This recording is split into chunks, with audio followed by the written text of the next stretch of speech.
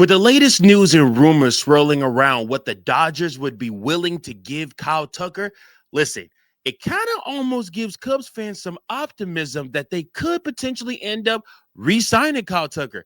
That is, if the Mets and Blue Jays don't overpay for Kyle Tucker. We got to talk about that. And then we also got to talk some more about Tatsuya Imai and what his potential with the Chicago Cubs could be. We got to talk about it all right after this.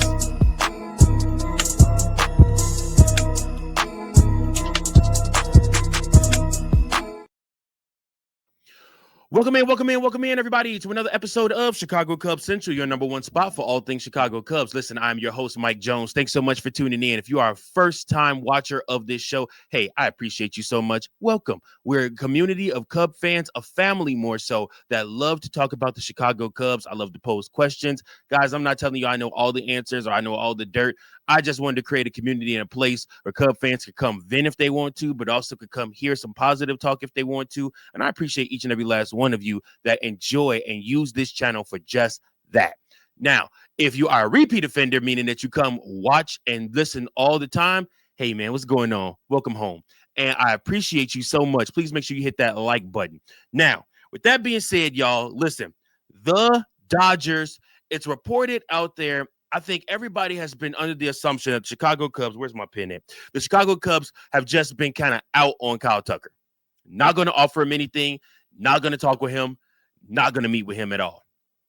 And that still may very well both true. I don't really know, honestly. But from the latest reports that are coming out about the Dodgers' unwillingness to offer Kyle Tucker a long-term contract, where it was rumored that Kyle Tucker was looking for somewhere between 7 to 10-year deal. Well, I mean, apparently, according to the Athletics' Ken Rosenthal and Katie Wu, the Los Angeles Dodgers are unlikely to offer Tucker a 6 or 7-year deal, according to a person briefed on the team's plans. The club, however, would entertain a shorter 3 to 4-year deal with high annual average value. Let me tell you guys something.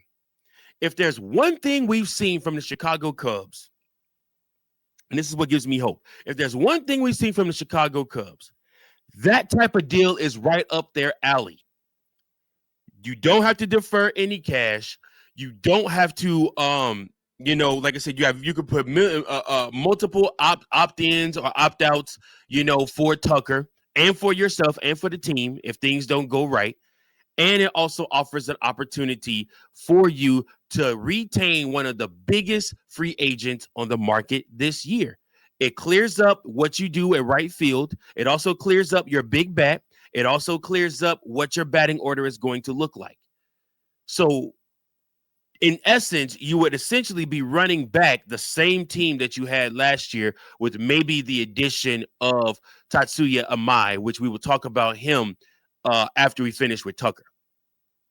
But in my eyes, I think that if you know realistically you are not going to get Alex Bregman because Boston's going to be high on his tail now since they didn't get Alonso.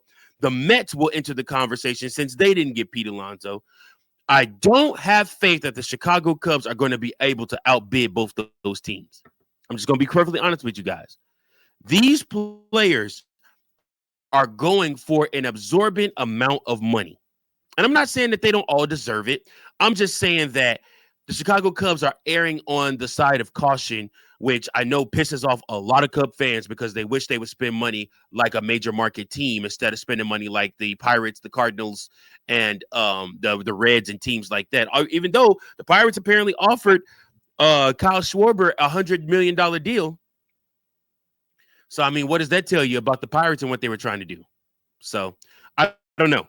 But this kind of deal plays right into the hands of what Jed Hoyer probably would like to offer Kyle Tucker. A 3 to 4 year deal, maybe after the second year, an opt-out clause put there, and then after the third year, another opt-out clause, but a high annual average value for Tucker, so that way he still gets paid a good amount of money where he's happy and the Cubs are happy. If this bodes true, there is absolutely no reason for the Chicago Cubs not to go and to talk to Kyle Tucker. If this bodes true, at least have a meeting with the man. Weigh out and see what he's looking for. As far as I'm concerned, you had a whole season to talk to Kyle Tucker and to his agents to find out, Kyle, just what exactly type deal are you looking for? And from everything that we've heard and the reports that we've heard, which are barely any, the Chicago Cubs haven't done anything of the sort with like that. They have not made a single effort to meet with Kyle Tucker and his people. Now, albeit once Kyle Tucker signs somewhere else, we'll get more information on what the Chicago Cubs' efforts look like with Kyle. But if this is the type of deal he signs, there's no reason the Chicago Cubs shouldn't be in on Kyle Tucker. Because this is the perfect type of contract that he likes. Or that, I'm sorry, not that he likes. He obviously wants 6 or 7 years and a long guarantee that he's going to play somewhere for the next 6 or 7 years and not have to worry about it. But this is the type of deal the Chicago Cubs like. This is the type of deal that Jed Hoyer likes, especially for a big market piece like Kyle Tucker to retain his services. So we're going to play one of our favorite games here on the channel, guys. What are the odds? That's right. I want you guys to tell me, what are the odds? 100%, 50%, 60%, 70%. What are the odds you're giving the Chicago Cubs of retaining the services of Kyle Tucker, and why? Based off of this report, and this isn't coming from a Cubs insider. This is from a Dodgers insider. Based off of this report, I would say it's still a 25% chance that Kyle Tucker ends back up with the Chicago Cubs. That may be saying a lot, but I just feel like there's still a shot that Kyle Tucker could end up back here in Chicago. He's familiar with the place. He played here. He didn't have the best season here last year, but the city really took him in. And I mean, for what it's worth, when he was playing and everything was right, I enjoyed Kyle Tucker being a part of the Chicago Cubs. He was fast pacing his way to an MVP season, an all-star season, everything. He just got injured, sliding on that play, and he overcompensated for his swing and grip and back grip, and he never recovered. I'm pretty sure he probably has some surgery this offseason. I'm pretty sure he'll probably get his hand fixed and whatever's going on with that, and I'm sure he'll be ready to go by opening day. But Kyle, you cannot just outside of getting another superstar, you cannot just look to replace Kyle Tucker's position or his output any old type of way. And this is why I've been so hard on Steven and other people that watch the show when I say I don't feel like I can trust Owen Casey, Moises Ballesteros, Matt Shaw, and guys like that to come in and immediately give you that output that Kyle Tucker gave you.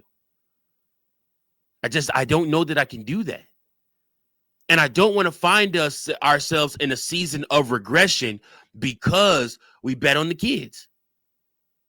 So if Kyle Tucker is here and available for that type of money, the Chicago Cubs should absolutely look and try to make that type of deal. There's no reason why they shouldn't at least have a conversation with him. So, like I said, if it were me, I would absolutely look to try to make that deal happen with Kyle Tucker. So let me know you guys' thoughts below. I do want to talk to you guys about something else. I do want to talk to you guys about Tatsuya Imai.